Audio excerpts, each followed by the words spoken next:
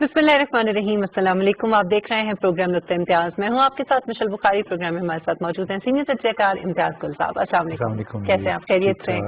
नाज़रीन, इस वक्त मुल्क में जो सियासी दर्जा हरारत है वो बदस्तूर बढ़ रहा है और खासतौर पर PDM इन जो अपोजिशन की जमातों का जो इत्तेहाद है वो बड़ा मुतहर्रिक है और बड़ा डटा हुआ है कि उसने हर हाल में जलसे करने हैं और हर हाल में रैलियां निकालनी है। और कुछ इसी किस्म की सूरत हाल हमने मुल्तान में भी देखी। गुज़श्ता दिनों हुकूमत ने अपनी तरफ से रोकने की कोशिश की लेकिन फिर बिलाखिर उनको इजाजत देनी पड़ी। अब 13 दिसंबर को लाहौर में जलसा करने जा रही है PDM और इस पर भी हुकूमत की तरफ से बाकायदा तौर पर इंतजामिया ने, लाहौर की इंतजामिया ने ये कह दिया है कि ये जलसा नहीं करने दिया जाएगा। तो क्या इस मरतबा भी पहले ये कह के फिर बाद में जो है रुकावटें खड़ी करके फिर बाद में इजाजत दे दी जाएगी? एक तो ये, दूसरा ये कि दूसरी तरफ हम देखते हैं कि PDM ने अपना एक, और खासतौर पर PMLN ने अपना एक नैरेटिव जो है वो इतने अरसे में बिल्ड किया है। और दूसरी तरफ इसाक डार साहब का जो इंटरव्यू है उसकी आजकल बड़ी गूंज है जिसके ऊपर बहुत ज्यादा तनकीद भी की जा रही है। तो इस हवाले से भी बात करेंगे कि क्या उसकी वजह से जो PMLN का जो नैरेटिव है उसको उसके ऊपर कोई इफेक्ट हुआ है, कोई असर पड़ा है, और ये सारी की सारी जो सूरत हाल है ये किस तरफ जाती हुई दिखाई दे रही है, इसी के हवाले से गुफ्तगू करेंगे। सबसे पहले तो इम्तियाज साहब आपसे ही मैं शुरू करूंगी, फिर हम अपने मेहमान की तरफ जाएंगे कि ये सूरत हाल पहले आप रोकते हैं, रुकावटें खड़ी करते हैं, गिरफ्तारियां होती हैं, फिर उसके बाद आप इजाजत दे देते, तो फिर पहले से कहने की क्या जरूरत है? करने दें फिर अगर वो करते हैं तो। उसमें मुझे लगता है कि बहुत जहनों में इनकी वजाहत नहीं होती जो फैसले करने वाले हैं कि इस रैली को रोका जाए ना रोका जाए, तो इससे जाहिर होता है कंफ्यूजन ऑफ माइंड, जिसकी वजह से फिर इस नौयत के फैसले होते हैं कि जिसका लामहला नुकसान हुकूमत को, फायदा अपोजिशन को होता है।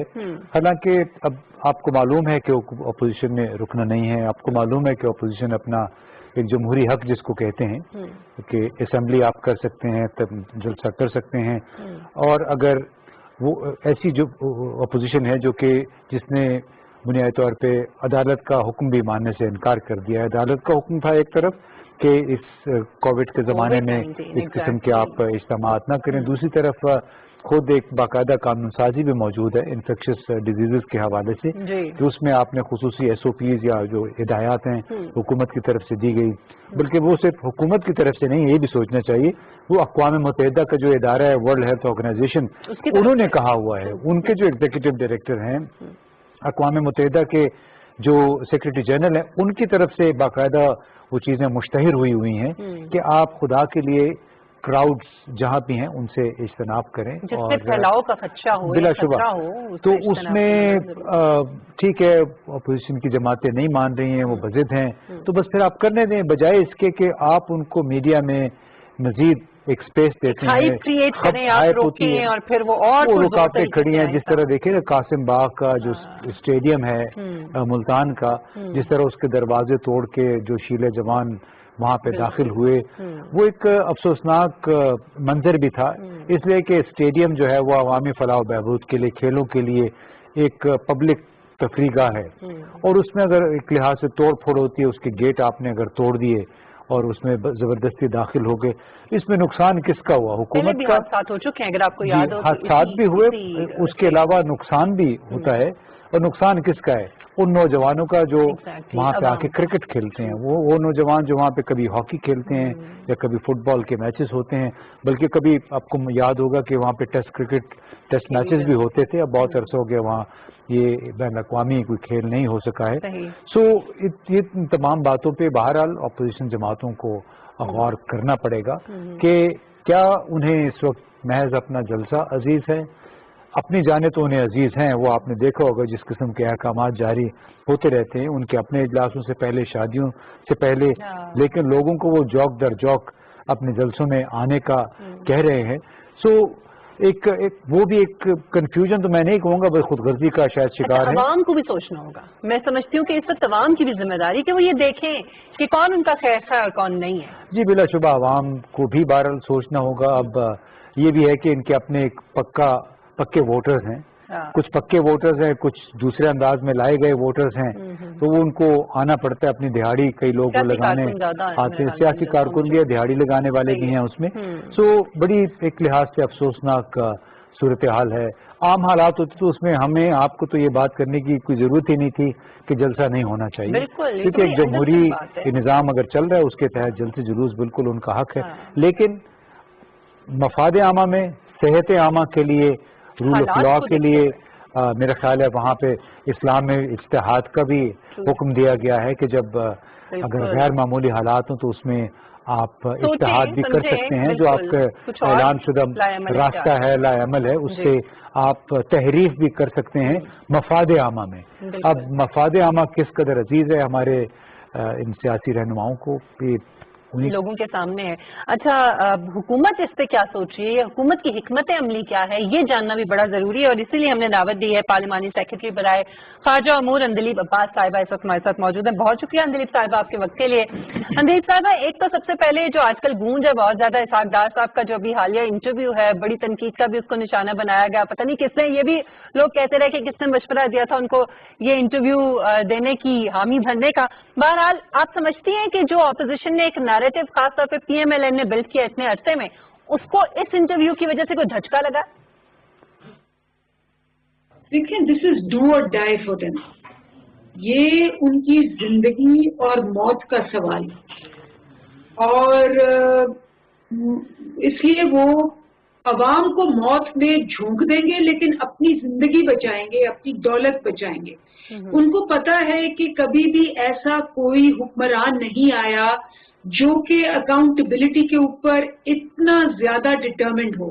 وہ تو یوز ٹو ہیں، ان کو پتا ہے کہ پہلے مشرف سے بھی انہوں نے ڈیل کرنی تھی، اس سے پہلے بھی جب بھی وہ ضیاء الحق کے ساتھ بھی تھے تو وہ جب بھی ہوتا تھا پھر یہ آپس میں مکمکا کر لیتے تھے، وہ زرداری صاحب اس کی فائلیں نکالتے تھے، یہ ان کی فائلیں نکالتے تھے اور آپس میں مکمکا کر لیتے تھے۔ یہ پہلی دفعہ ہے، اور اسی لیے آپ دیکھیں کہ ان کا نیریٹو کیا ہے۔ ان کا نیریٹو ہے عمران خان اور دو بندے۔ اب وہ بڑا کلیئر ہے، وہ کہتے ہیں جی یہ تین، پہلے انہوں نے کہا جی ان کو لانے والے، پھر انہوں نے کہا نہیں جی ہم ساری فوج کے خلاف نہیں ہیں، ہم خلاف ہیں عمران خان اور دو بندے، اور اس دو بندوں میں انہوں نے بہت clearly chief of the army staff and the chief of ISI ان کو پوائنٹ آؤٹ کیا کہ جی ان کے ساتھ ہم نے نہیں گزارا کرنا۔ اب وہ وجہ کیا ہے؟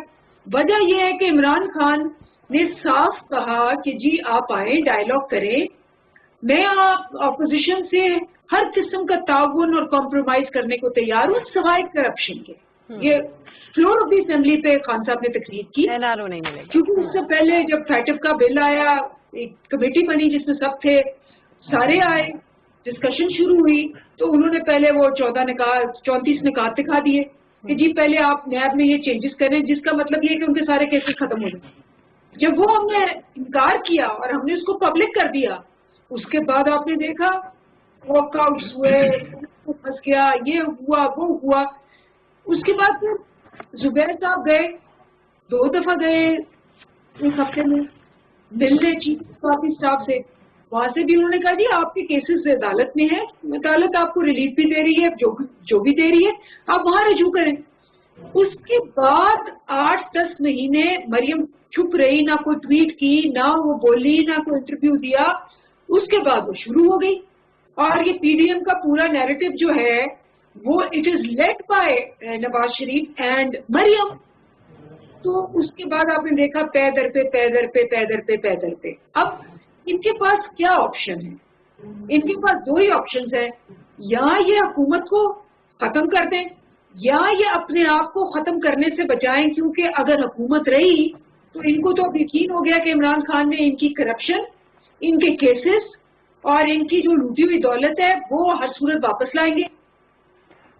یہ بتائیے گا کہ 2.5 سال اب تقریباً ہونے کو ہے حکومت کو، اور مسلسل جو زور ہے وہ اینٹی کرپشن پہ ہے، جتنے بھی گزشتہ 2-3 دور حکومت ہے اس میں جتنے بھی لوگ حکمران رہے، تو آپ نہیں سمجھتے کہ کچھ عرصے سے ایک تو ایک تھوڑا سا کاؤنٹر پروڈکٹیو بھی ہو جاتا ہے جس کو کہتے ہیں اوور ڈوز، اور دوسری طرف جو گورننس کے اصل مسائل ہیں اس سے حکومت کی توجہ بھی کسی حد تک ہٹ جاتی ہے؟ دیکھیے، ایک حکومت ہوتی ہے، پہلی بات تو یہ کہ اس کو ساری چیزوں پہ ایمفسس کرنا پڑتا ہے، اور یہ نہیں ہوتا کہ وہ سیکوینشلی کرتی ہے یا وہ ویٹ کرتی ہے ایک چیز کا، ساری چیزیں ہو رہی ہوتی ہیں اور ساری چیزیں ہوئی ہیں۔ لیکن اس میں 2 مسئلے ہیں۔ پہلی بات تو یہ کہ ہمارا سارا نیریٹو، ہمارا آنے کا ایجنڈا، لوگوں کو ہمیں ووٹ دینے کا پورا ریزن یہ ہے کہ ہم نے کہا تھا کہ احتساب کریں گے اور اکاؤنٹیبلٹی کریں گے. اب اکاؤنٹیبلٹی کرانے کے لیے جو انہوں نے کرمنل لاز بنائے ہوئے ہیں، کرمنلز کو پروٹیکٹ کرنے کے لیے جمہوریت کے طور پہ ہمیں اسمبلی میں سے جانا پڑتا ہے. جب اسمبلی میں جاتے ہیں تو یہ پہلے شرطیں لگاتے ہیں کہ مجھے کیوں نکالا، مجھے جیل میں کیوں ڈالا، میرا پروڈکشن آرڈر کدھر گیا، تو یہ ڈیلے کرتے ہیں، جس کی وجہ سے قانون چونکہ چینج ہوتے دیر لگی ہے، تو اسی وجہ سے وہ اس طرح سے تیزی سے احتساب نہیں ہوا جس طرح سے ہم چاہتے ہیں. لیکن اب چونکہ سپریم کورٹ نے بھی کہا ہے کہ جی آپ ڈیلی ہیئرنگ کریں، نیب کو کہا ہے کورٹس آپ زیادہ ایکسپینڈ کریں، ہم نے 30 جو ہے نیب کورٹس اس کی پوری ایک امپلیمنٹیشن سٹارٹ کیا ہوا ہے. تو میرا خیال ہے کہ 3-4 مہینوں میں وہ تیز ہو جائے گا. جہاں تک پاکستان نے پرائم منسٹر کی ایک بہت ہی دانشمندانہ حکمت عملی، اسمارٹ لاک ڈاؤن اینڈ لائیولیہوڈس کو بیلنس کرتے ہوئے اپنی اکانومی کو ریسٹارٹ کیا. اور آج آپ دیکھیں کہ آپ کو ایز این ایگزامپل کنسیڈر کیا جا رہا ہے، آپ بنگلہ دیش سے اور انڈیا سے تیزی سے گرو کر رہے ہیں. اور انفلیشن بھی آپ نے دیکھا ہے کہ نیچے آ گئی ہے. انفلیشن ابھی چینی کی قیمت 20 روپے کم ہوئی ہے. اوور آل آپ 11.5% پہ انفلیشن تھی، اب 8.6 یا 7% پہ ہے اور مزید نیچے آئے گی ان دا نیکسٹ فیو ڈیز. صحیح. اچھا انجلیب صاحبہ، آپ نے کہا کہ جو نیب عدالتیں ان میں اضافہ کیا جائے گا، بڑی اچھی بات ہے. اگر اس سے احتساب عمل جو ہے وہ تیز ہو جاتا ہے، اس میں بہتری آتی ہے. لیکن چیف جسٹس نے بھی حال دنوں میں یہ کہا کہ کوئی بھی ادارہ صحیح طرح سے کام نہیں کر رہا. تو کیا جو گورننس کے مسائل ہیں پاکستان کے اور جو دیگر مسائل ہیں، کیا وہ عدالتوں کے اضافہ ہونے سے وہ ختم ہو جائیں گے؟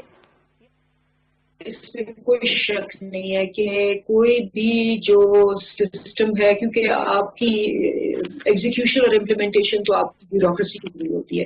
اور یہ بات تو بالکل اس میں جو لیول ہے اس وقت منسٹریز کے اندر، اداروں کے اندر بھرتیاں جو ہوئی تھی اداروں میں، پی آئی اے میں، پاکستان اسٹیل میں، جس بیسس پہ ہوئی تھی، وہ اس کے بوجھ تلے ابھی ہم ان کو فیل کر رہے ہیں. اس کے علاوہ اگر آپ دیکھیں کہ جو کوالٹی ایک کیڈر ہوتا تھا ہماری بیوروکریسی کا، اس کے اندر کتنی ڈیٹیریشن آئی ہے. اور ہم ریفارمز بھی لا رہے ہیں، ہم نے آج ہی اپروو کیا ہے سول سروس ریفارمز کے لیے. تو یہ ایک پروسیس ہے جس کو ٹائم لگے گا. obviously 72 ایئرز کا ایک اسٹیپ ڈکلائن ہے. اب اس پہ ہم obviously جب ریفارم کرتے ہیں، چینج کرتے ہیں، پینفل ہوتا ہے. آپ دیکھیں ڈاکٹرز کا ایم ٹی آئی ایکٹ ہم نے پاس کروایا ہے، اس کو بھی انہوں نے بہت ریزسٹ کیا اپوزیشن نے. اور اس میں ہم کیا کہہ رہے ہیں؟ اس میں ہم کہہ رہے ہیں کہ جی ڈاکٹرز جو ہیں وہ بجائے 2 گھنٹے کے پبلک ہاسپٹلس میں اور پورا دن رہے، آپ سرو کریں پیشنٹس کو. آپ وہاں کام کر رہے ہیں، آپ پرائیویٹ ہاسپٹلس میں تو پورا کام کرتے ہیں، اس پہ ہر جگہ آپ کو ریزسٹنس آ رہی ہے. مافیاز ہوتے ہیں وہ کٹھے ہو جاتی ہیں، ایسوسیشنز ہوتی ہیں وہ کٹھی ہو جاتی ہیں. اتنا آسان نہیں ہوتا کہ آپ نے کہا اور ہو گیا. تو اس لیے لیکن چینج، کوئی بھی پالیٹیشین جو ہے وہ چینج نہیں لانا چاہتا، کیونکہ چینج ان پاپولر ہوتا ہے. اس نے ووٹ لینے ہوتے ہیں، اس کے پاس 3 4 5 سال ہوتے ہیں. اتنا کون ویٹ کرے کہ جی آپ ایک ڈیم بنائیں جو 25 سال بعد بنے گا، آپ درخت اگائیں جو 10 12 سال بعد نظر آئیں گے. لیکن یہ سب چیزیں ہم کر رہے ہیں. they are not going to immediately have an impact. جی بظاہر اصلاحات تو ہو رہی ہیں، لیکن اس کے ساتھ ساتھ چونکہ ان اصلاحات کو افسرشاہی یا بیوروکریسی اپنی بقا کے لیے ان کو ایک خطرہ بھی سمجھتی ہے. تو اس طرح ایک طرف آپ کو ایک اسٹیٹس کو سے ریزسٹنس ہے، دوسری طرف افسرشاہی کی طرف سے مزاحمت آ رہی ہے. تو اس صورتحال میں معاملات آگے کیسے بڑھیں گے؟ یہ بہت بڑا مسئلہ ہے. ایم پی آئی ایکٹ کا میں نے آپ کو اگزامپل دیا کہ آپ پہلے ڈاکٹروں کو رکھتے تھے، اس کے بعد وہ اسٹے لے لیتے تھے، آپ ان کو فارغ کرتے تھے، مریض مارتی ہے اور وہ جی آپ نے اس کو نکالا، وہ ایس ٹی بن گیا یا وہ اس میں جا کے اسٹے لے لیا. اب جب ایم پی آئی ایکٹ آئے انڈیپینڈنٹ بورڈس بنے گے اور بورڈز اٹانومس ہوں گے، ہائرنگ فائرنگ پرفارمنس ایویلویشن. تو پورا بیوروکریسی کے اندر بھی، اداروں کے اندر بھی وہ لوگ، اور آپ کو بھی پتا ہے پچھلے 15-20 سال میں बहुत सारी तादाद लोगों की ऐसी है जो आउट ऑफ टर्न प्रमोशंस ले चुके हैं, जिन्होंने जो आपको याद है गोस्ट वर्कर्स होते थे, उनको तनख्वाह मिल जाती थी, वो आते भी नहीं थे और प्राइवेट काम करते थे, कहीं और से तनख्वाहें लेते थे। तो ये सारे इकट्ठे हो गए और इन्होंने आप पे केसेस भी करने हैं, स्टेज भी लेने हैं, इन्होंने हड़तालें भी करनी है, इन्होंने आपकी परफॉर्मेंस को ऐसे दिखाना है जैसे गवर्नेंस हो ही नहीं रही। तो ये तो होगा और इसी वजह से हुकूमत की पूरी, जैसे आपको लगता है जैसे पता नहीं कुछ हुआ ही नहीं, लेकिन देखिए आहिस्ता आहिस्ता चीनी पर भी पूरा 1 साल लगा, हमने उसको कमीशन बनाया, इंक्वायरी की, उसके ऊपर इन्वेस्टिगेशंस हो रही हैं, अब इंडिविजुअली हो रही हैं, अब उस पर इम्पोर्ट अलाउ की, अब 20 रुपए उसकी नीचे आई है और भी नीचे आएगी, आप देखो। तो चेंज, और जब आप माफिया पे हाथ डालते हैं ना, आप सारे कहते हैं जी sugar mafia sugar mafia sugar mafia, हाथ डाला तो उन्होंने स्टे ले लिया सिंध हाईकोर्ट जाके, वो आपको जो रिपोर्ट आई उस पर स्टे ले लिया, उसको निकलवाते स्टे को इतनी देर लग गई। तो ये तो है, हम डिटरमिन्ड है, आपको भी पता है, और इसी वजह से ये जो पीडीएम है, पाकिस्तान डिस्ट्रक्शन मूवमेंट, ये तो ये कह रही है कि जी हम तबाह ना हो जाए, हमारी दौलत तबाह ना हो जाए, हमने मुल्क को तबाह करना है, इसीलिए ये सब एक्सप्रेशन। सही। अच्छा, एक तरफ तो ऑपोजिशन का प्रेशर है, दूसरी तरफ ब्यूरोक्रेसी की मुजाहमत, तो अपने अपने मफाद के लिए सही, अगर दोनों का एजेंडा हम देखें तो मिलता जुलता है, ये बात क्या परेशान कुन नहीं है हुकूमत के लिए? मैं सिर्फ ब्यूरोक्रेसी को नहीं कहूँगी, ब्यूरोक्रेसी में बहुत अच्छे लोग भी हैं। होता ये है कि जब आप पावर में आ जाते हैं और आप अपने लॉयलिस्ट को आगे करते हैं, तो जो अच्छे लोग होते हैं वो बेचारे नौकरियों पे चुपचाप करके दब के अपने वक्त गुजारते हैं, वो डीमोटिवेट हो जाते हैं, वो भी काम करना बंद कर देते हैं, मतलब इतना काम करते हैं कि उनका सर्वाइवल हो जाए। तो अच्छे लोग हैं, लेकिन लोगों में कॉन्फिडेंस नहीं रहा हुआ है कि जी कोई अच्छा काम करने से आपको रिवॉर्ड मिलेगा या बेहतरी आएगी। अब हमने वो कल्चर पैदा करना है, और ये सिर्फ ब्यूरोक्रेसी की मैं बात नहीं कर रही, ये हर इदारे में, फॉर एग्जांपल आपके एसोसिएशंस के अंदर भी माफिया है, आपके मीडिया के अंदर भी माफिया है, आपकी रेगुलेटरी बॉडीज के अंदर भी माफिया है, और ये वो लोग हैं जिन्होंने पिछले 40 साल से वक्त गुजारा। पुलिस के अंदर आप देखें कितनी रेजिस्टेंस है, क्योंकि पुलिस के अंदर भी 60-70% लोग वो हैं जो पहली हुकूमतों के साथ काम कर चुके हैं और उन्होंने उनके साथ बहुत वक्त गुजारा है, उनको पर्सनली सर्व किया हुआ है, उनको पर्सनल नवाजिशें हुई हैं। अब वो अगर एक्सपोज हो रहे हैं और बाहर आ रहे हैं, अगर ऊपर वाला पहला टीयर पकड़ा जा रहा है तो फिर सेकंड टीयर भी पकड़ा जाएगा, थर्ड टीयर भी पकड़ा जाएगा, नीचे चपरासी भी पकड़े जाएंगे जिन्होंने बहुत बड़ा कुछ किया हुआ है। तो वो सारे तो अपनी बका के लिए जंग लड़ रहे हैं इस वक्त। दिलीप, ये बताइएगा कि अब अमेरिका में बज़ाहिर लग रहा है कि जो बाइडन सदारती ओहदा संभाल लेंगे चंद हफ्तों में, तो अब क्या समझती हैं पाकिस्तान के साथ ताल्लुकात क्या नहज इख्तियार करेंगे? माजी में कुछ बहुत अच्छी मिसाल नहीं है, सिवाय गुज़िश्ता जो 2 सालों में काफ़ी बेहतरी देखने में आई अफगानिस्तान के मसले की वजह से। तो आप क्या समझते हैं, क्या रुख इख्तियार करेंगे पाक अमेरिका ताल्लुकात?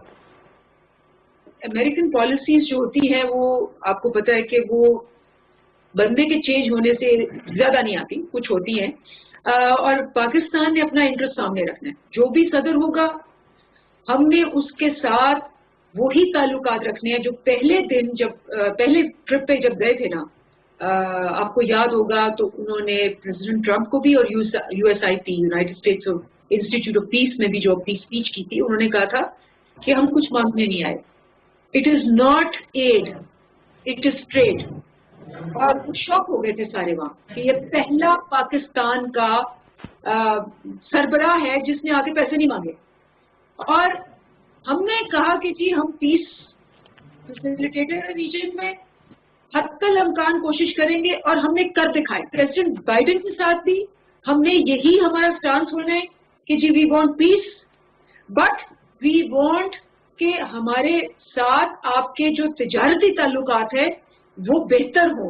उसके अंदर हमने जो भी एक पूरा प्लान बनाया हुआ है, जो पहले भी हम उनसे शेयर करते रहे हैं कि हमें बहुत से प्रोडक्ट्स के अंदर we are asking for access, उस पर हम काम करेंगे। हमने ना एड लेनी है उस तरह से, और ना हमने ये कहना है कि जी हम अब डू मोर करें। ہم نے بڑی کلیئرلی امریکہ کو کہا تھا کہ ہم نے, اور یہ مان گئے وہ بات, اب ہر جگہ یہ اپریشیٹ ہو رہی ہے بات کہ پاکستان نے بہت سیکریفائس کی ہے پیس کے لیے, یہ ہم نے اپنا موقف نیریٹو منوا دیا ہے, تو اب امریکہ کا ٹرن ہے to do more for Pakistan. بہت شکریہ اندلی عباس صاحبہ آپ کے وقت کے لیے, اور بڑی اچھی آپ نے بات کی کہ پاکستان اپنا انٹرسٹ دیکھے گا, اللہ کرے کہ ایسا ہی ہو امتیاز صاحب, کیونکہ گزشتہ ہم نے دیکھا حکومتوں کے دوران دوسروں کی جنگوں میں شامل ہو کر کتنا نقصان جو ہے وہ پاکستان نے اٹھایا ہے. اب یہ تبدیلی اگر آتی ہے تو بڑی زبردست تبدیلی ہوگی. اچھا امتیاز صاحب, ایک سوال جو میں آپ سے پوچھنا چاہی تھی کہ اپوزیشن کے پاس آپشنز کیا ہیں, کیونکہ یہ بھی کہا جا رہا ہے کہ شاید کوئی استعفے دینے کا سوچا جا رہا ہے اسمبلیوں سے پی ایم ایل این کی طرف سے. پیپلز پارٹی تو میرا نہیں خیال کہ دے گی, ان کا اپنا اسٹیک ہے گورنمنٹ میں, اور یہ بھی کہا جا رہا ہے کہ لاہور سے 13 دسمبر کو اسلام آباد کے لیے مارچ بھی, لانگ مارچ بھی کیا جا سکتا ہے, یا اس میں ڈیسائیڈ کیا جا سکتا ہے. تو ان میں سے کوئی آپشن جو ہے وہ ہے دیکھیے, اس میں مسلم لیگ کے ارکان بھی جب تک پارلیمنٹ کے اندر ہیں تو ان کے پاس چانس رہے گا حکومت کے ساتھ, ملٹری اسٹیبلشمنٹ کے ساتھ بات چیت کرنے کا. اگر آپ پارلیمنٹ میں ہیں ہی نہیں ہے تو پوچھیں گے بھی آپ تو نہ 3 میں نہ 13 میں ہیں, آپ سے کیا بات چیت کریں. تو ایک بارگیننگ پوزیشن ان کی اسی وقت تک رہتی ہے زیادہ جب تک وہ پارلیمنٹ میں ہیں.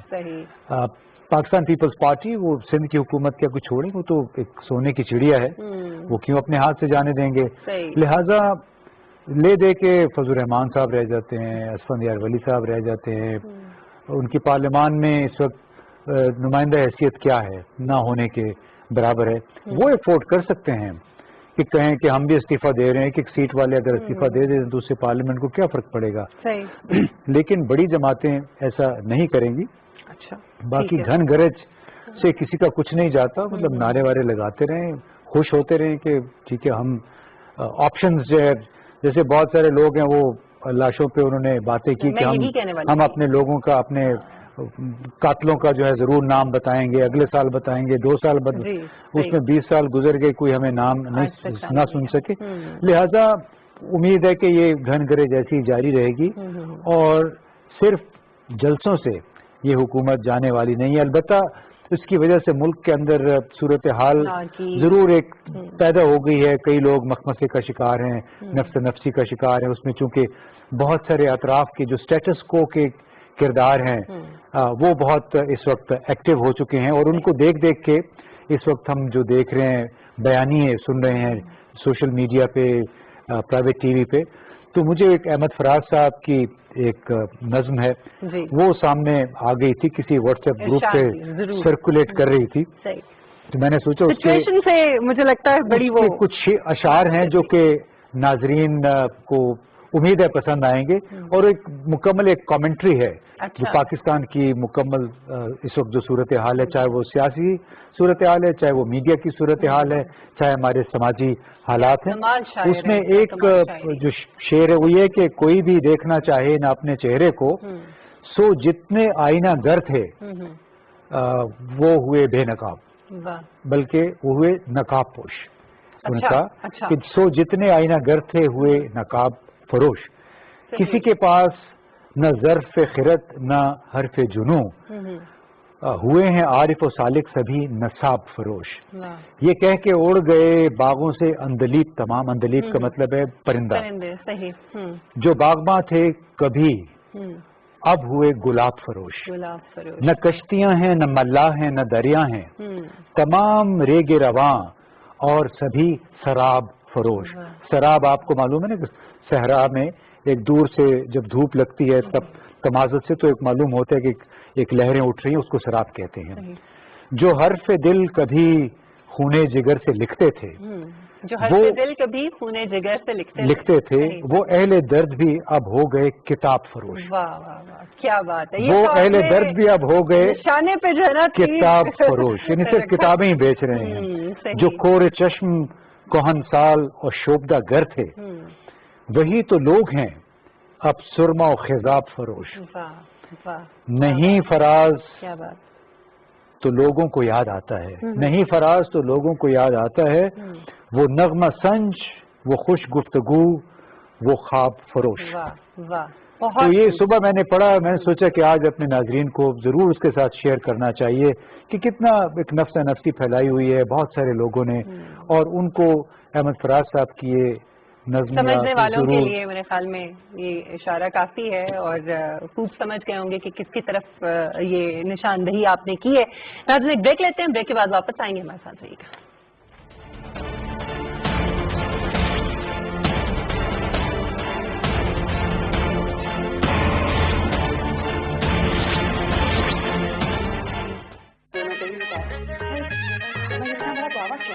سلمہ جی باجی, سردی آ گئی ہے, خیال رکھنا. انکل جی سردی آ گئی ہے, خیال رکھنا. پر خیال رکھنا کس کا ہے؟ گیس کے بل کا. گیس کے مسلسل استعمال سے بل تیسری سلیب پر 3 گنا بڑھنے کے علاوہ چھٹی سلیب پر 18,000 روپے تک پہنچ سکتا ہے. اس لیے SNGPL کی گیس سیور کون اور ٹائمر ڈیوائس لگوائیے. ٹھنڈ لگے تو گرم کپڑے پہنیے, اور زیادہ لگے تو مضر صحت گیس ہیٹر کی بجائے الیکٹرک ہیٹر کا استعمال کیجیے. SNGPL, سردی آ گئی ہے, خیال رکھیں.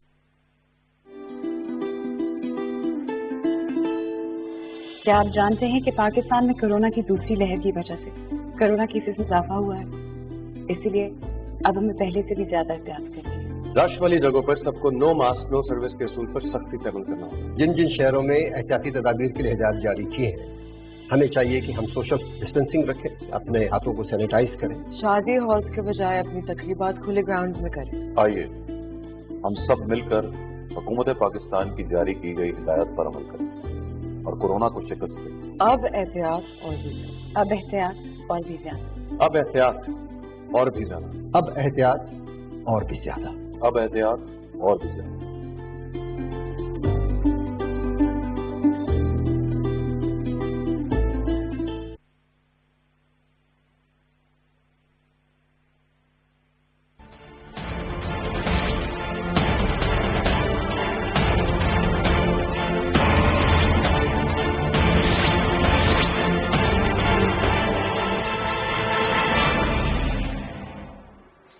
Welcome back. ناظرین افغانستان کی جو انٹرا افغان مذاکرات ہیں, یعنی اندرونی طور پہ طالبان اور حکومت کے درمیان, ان میں جس طرح کا ہم نے دیکھا کہ رخنا ڈلا ابھی گزشتہ دنوں, اور اب دوبارہ سے کل اس کا آغاز جو ہے وہ ہونے جا رہا ہے. پاکستان کی اس میں بھرپور کوشش تھی, اور پاکستان ہی کی کوششوں کی وجہ سے یہ مذاکرات اور امن عمل جو ہے یہ شروع ہوا تھا. اور کوشش اور ہم سب کی امید اور توقع یہی ہے کہ یہ آگے بڑھے تاکہ امن جو ہے نہ صرف افغانستان میں قائم ہو, اور اسی کے ساتھ پاکستان کا جو امن ہے وہ بھی مشروط ہے.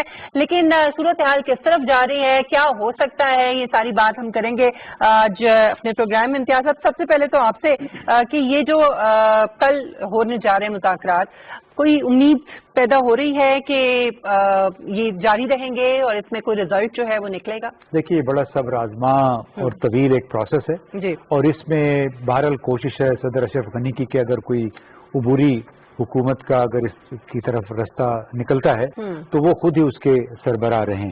تو ایک بہت بڑا سٹکنگ پوائنٹ ہے, کیونکہ باقی لوگ اور طالبان ان کی یہ خواہش ہے کہ عبوری حکومت بنے بالکل نئے لوگوں کے ساتھ, اور شاید سابق صدر حامد کرزئی اور ڈاکٹر عبداللہ طالبان کے لیے زیادہ قابل قبول ہوں ان کی صدر اشرف غنی کی نسبت. تو اس سے جو تمام مذاکراتی عمل کے پس پردہ جو ہوا ہے وہ پاکستان اور افغانستان کے تعلقات میں کافی بہتری آئی ہے گزشتہ اگر 5-6 مہینوں کے دوران دیکھیں. اس میں دیکھیں کہ ٹرانزٹ کارگو ہے وہ 3 ماہ کے اندر اس میں غیر معمولی تیزی آئی. پاکستان نے اس حوالے سے کچھ نئے فیصلے کیے ہیں تاکہ کنٹینرز کراچی پورٹ پہ پھنس نہ جائیں. آندہ چند دنوں میں اس کا اعلان ہونے والا ہے, میں پہلے نہیں اعلان کر سکتا, لیکن ہر افغان کے لیے ملٹیپل انٹری ویزا 1 سال کا ابھی اس کی اجازت دے دی گئی ہے. نومبر میں صرف نومبر میں پاکستان نے 80,000 ویزے جاری کیے ہیں افغانوں کے لیے صرف 1 مہینے میں.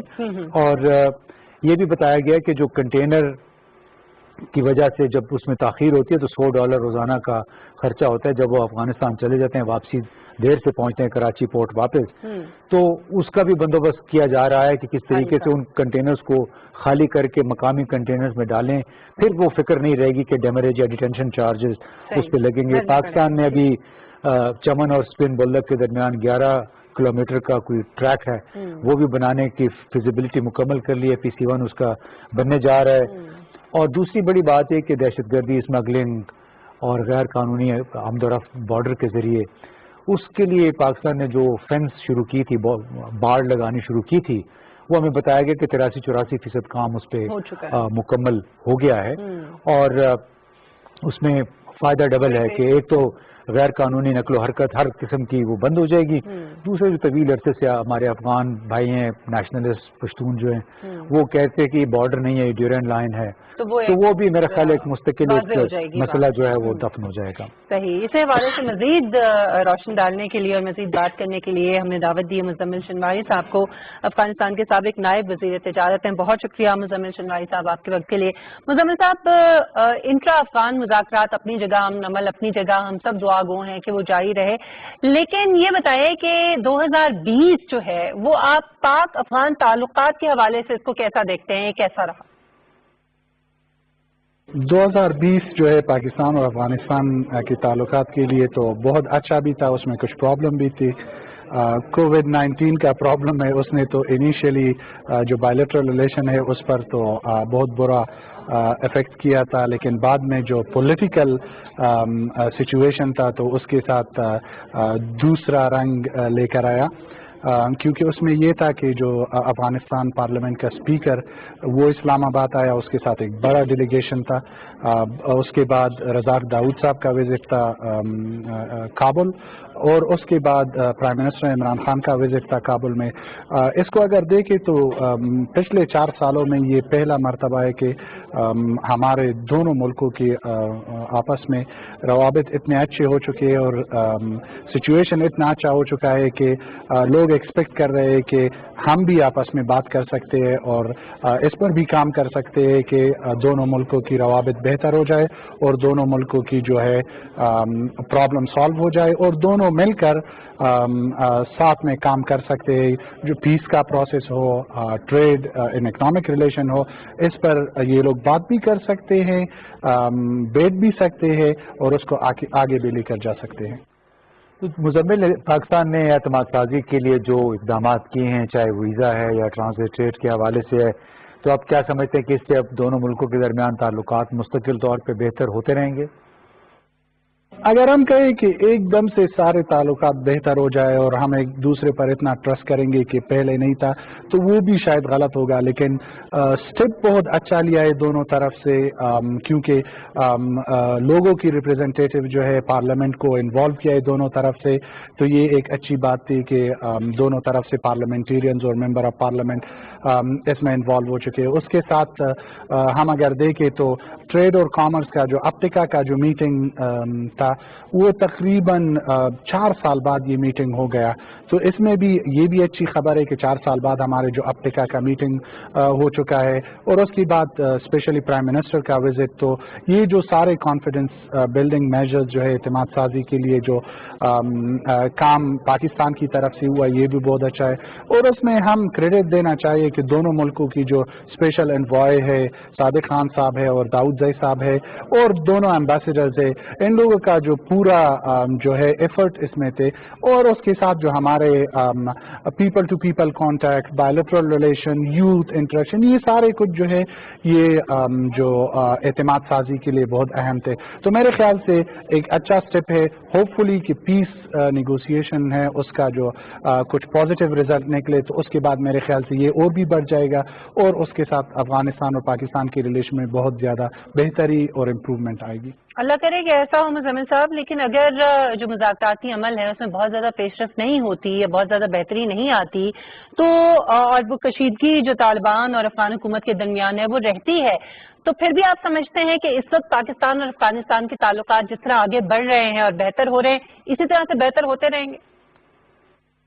बेहतर तो हो सकते हैं क्योंकि पीस तो एक पार्ट है जो ओवरऑल बायलैटरल रिलेशन है अफगानिस्तान और पाकिस्तान के, उसमें बहुत सी चीज़ें आते हैं। इकोनॉमिक रिलेशन है जो हमारे ट्रेड एंड ट्रांजिट है, उसके साथ रिफ्यूजीज है यहाँ पर, और क्योंकि पाकिस्तान जो हमारा सबसे बड़ा नेबर है और हमारा मेजर ट्रेडिंग पार्टनर है, तो उसके लिए इंटरेक्शन और आपस में जो बायलैटरल रिलेशन है उसका तो होना चाहिए। लेकिन अगर पीस प्रोसेस कामयाब हो जाए तो मेरे ख्याल से सबसे ज़्यादा फ़ायदा इससे पाकिस्तान को पहुंचेगा, क्योंकि पाकिस्तान का जो स्टेक है इस प्रोसेस में बहुत ज़्यादा है। और पाकिस्तान ने शो भी किया है कि तालिबान को लेकर आए, यूएस के साथ बिठाए, और उसके बाद अब जो उसके इन्वॉल्वमेंट है और बायलैटरल पाक अफगान जो रिलेशन अच्छे हुए और उसके इफेक्ट बायलैटरल नेगोशिएशन पर भी हो, तो ये सारी बातें हैं कि उस पर काम हो सकता है।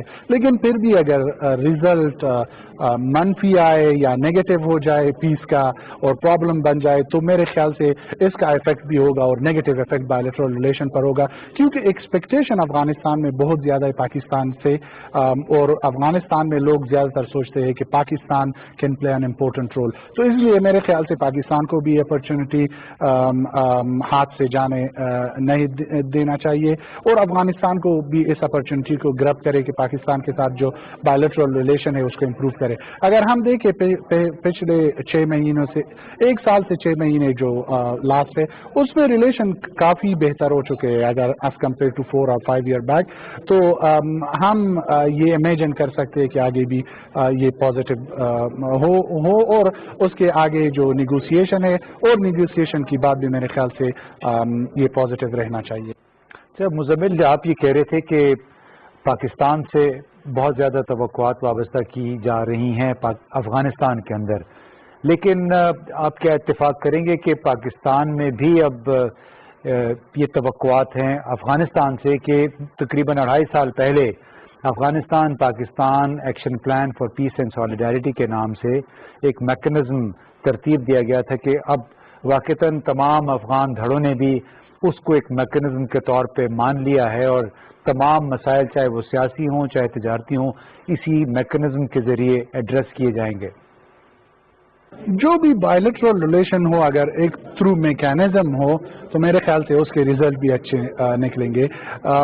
हमारा एम्बेसडर जो है इस्लामाबाद में उसका भी यही ओपिनियन है कि जो भी कुछ करना है एक फ्रेमवर्क में डालकर उसको आगे लेकर जाना है कि उसके साथ हम उसको ट्रैक भी कर सके, हम उसके ऊपर बात भी कर सकते और हम उसको रिजल्ट को भी मेजर भी कर सके। तो इसलिए मेरे ख्याल से एपेक्स का मैकेनिज्म वो बहुत अच्छा था कि उसमें ये है कि हमारे सब ग्रुप जो है और जो सारे बायलैटरल रिलेशन अफगानिस्तान और पाकिस्तान के हैं उसको वो कवर करते हैं स्मॉल ग्रुप में और फिर वो अपर लेवल पर आते हैं फॉरेन मिनिस्ट्री लेवल पर और दोनों गवर्नमेंट उसको जो सेक्रेटरी फॉरेन सेक्रेटरी लेवल पर उसको चेयर करते। तो मेरे ख्याल से ये हाई पॉलिटिकल लेवल मीटिंग है और एट द सेम टाइम उसमें टेक्निकल लेवल लोग इन्वॉल्व है कि वो टेक्निकल बात करे, अगर वहाँ पर टेक्निकल डिसीजन की जरूरत हो तो टेक्निकल डिसीजन आगे लेकर जाएंगे और अगर वहाँ पर पॉलिटिकल इंटरवेंशन की जगह हो तो वहाँ पर पॉलिटिकल इंटरवेंशन होगी। और उसके साथ साथ क्योंकि वहाँ पर सिक्योरिटी सेक्टर भी इन्वॉल्व है तो मेरे ख्याल से जो बायलैटरल रिलेशन अफगानिस्तान और पाकिस्तान के उसको सारा कवर करता है। तो मेरे ख्याल से ये अगर इसको आगे लेकर जाए और दोनों मुल्क इस पर काम करे तो मेरे ख्याल से रिजल्ट भी अच्छे होंगे।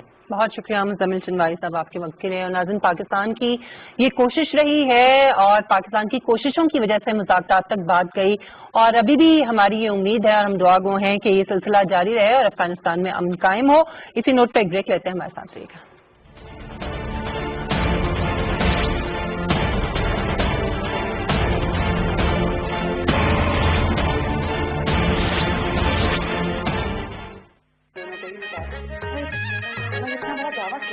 सलमा जीवा जी, सर्दी आ गई है, ख्याल रखना। अंकल जी,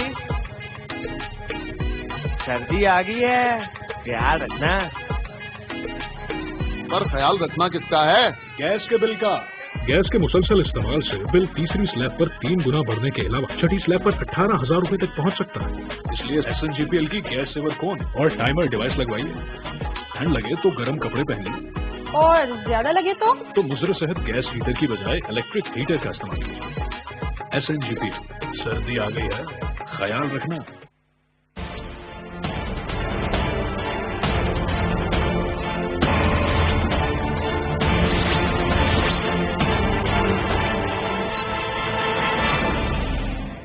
ویلکم بیک. ناظرین، پاکستان کی کرکٹ ٹیم اس وقت نیوزی لینڈ کے دورے پر ہے. 54 رکنی یہ اسکواڈ ہے جو اس وقت وہاں پہ موجود ہے، اور ہم یکے بعد دیگرے دیکھ رہے ہیں کہ پاکستان کے جو اسکواڈ ہے اس کے ممبرز کو کورونا ٹیسٹ ان کے پازیٹیو آ رہے ہیں. اس وقت 10 کے قریب ممبرز یہ بتایا جا رہا ہے کہ وہ کووڈ پازیٹیو ہے، جن میں 6 جو ہیں وہ ایکٹیو ہیں اور باقی جو ہیں 4 ان کو ہو چکا ہے اور اب وہ بہتری کی طرف جا رہے ہیں. آئسولیشن میں ہے اس وقت، اور حیرت کی بات یہ ہے کہ صرف پاکستانی جو اسکواڈ ہے اسی کے لوگوں کو کیوں کووڈ-19 جو ہے ان کے ٹیسٹ پازیٹیو آ رہے ہیں. ایک سوال تو یہ ہے کہ جس طرح سے خبریں آ رہی تھی اتنے دن کہ وہ SOPs کو فالو نہیں کر رہے یا قوانین کی خلاف ورزی کر رہے ہیں اور پاکستان کے اسکواڈ کو واپس بھیج دیا جائے گا، تو اس سے ایک امیج بہت عجیب اور بہت برا جا رہا تھا. اور دوسرا یہ سوال اٹھتا ہے کہ کیا واقعی پاکستان کے اسکواڈ کے جو ممبرز ہیں وہ قوانین کو فالو نہیں کر رہے تھے اور ان کی خلاف ورزی کر رہے تھے؟ تو یہ بھی ایک بہت بڑا سوال ہے اور اس کی وجہ سے شاید وہ متاثر ہو رہے ہیں. اس حوالے سے ہم گفتگو کریں گے اور ہمیں جوائن کیا ہے عاصم مختار صاحب نے، جو کہ پاکستانی بلاگر ہیں، سماجی کارکن ہیں، آکلینڈ نیوزی لینڈ میں موجود ہیں. بہت شکریہ عاصم مختار صاحب آپ کے وقت کے لیے. عاصم صاحب، سب سے پہلے ذرا تھوڑی سی صورتحال کلیئر کر دیں کہ اس وقت کیا سچویشن ہے پاکستانی ٹیم کی؟ پاکستان کی کرکٹ ٹیم کی صورتحال کچھ بہتر نہیں ہے. مورال مجھے لگتا ہے کم ہے. میری کل کچھ دوستوں سے بات ہوئی تھی جو کہ کرکٹ ٹیم کے ساتھ ٹچ میں ہیں. انہوں نے بتایا کہ ہر لڑکے کو علیحدہ علیحدہ کمرے میں کوارنٹین کیا گیا ہے اور ان کی آپس میں بھی کوئی انٹریکشن نہیں ہو پا رہی ہے. اس کے علاوہ آج جو خبر آئی کہ Pakistan New Zealand a team کے ساتھ انہوں نے پریکٹس میچ کھیلنا تھا، اس کو بھی ملتوی کر دیا گیا ہے اور اب پاکستان کی اپنے ہی کھلاڑی جو ہیں وہ آپس میں ہی جو ہے پریکٹس میچ کھیلیں گے. تو کہا جا سکتا ہے کہ مورال بہت زیادہ ہائی نہیں ہے. تھوڑی کرٹیسزم بھی ہے پاکستانیوں کی طرف سے بھی ہے اور جو یہاں کا میڈیا ہے ان کی طرف سے بھی کافی کرٹیسزم ہو رہی ہے. تو اس کی جو وجوہات ہیں اس کے اوپر ہم بعد میں کریں گے.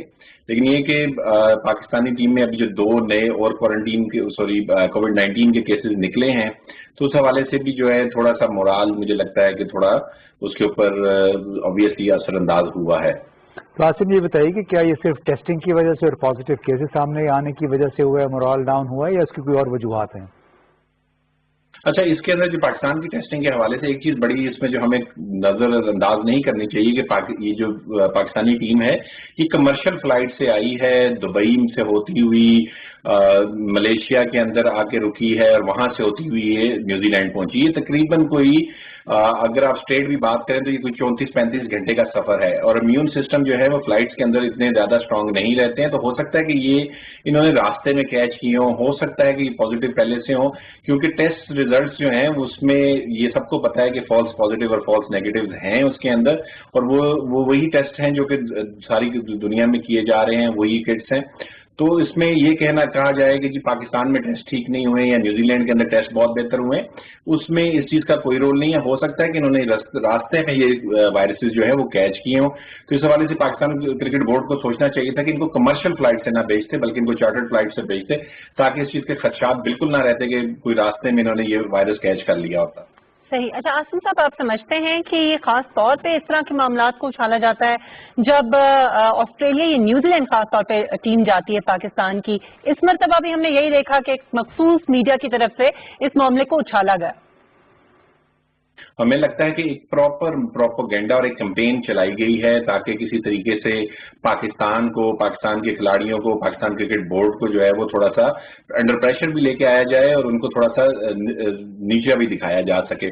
تو اگر آپ بات کرتے ہیں تو اس میں بہت سارے عوامل ہیں جن کو ہم نے دیکھنا بہت ضروری ہے. نمبر 1 جو اس میں دیکھا جائے کہ کیا کھلاڑیوں کو کوئی ڈی بریف کیا گیا تھا، ان کو بتایا گیا تھا کہ کوارنٹین کے رولز اینڈ ریگولیشن اور SOPs کیا ہیں نیوزی لینڈ کے اندر.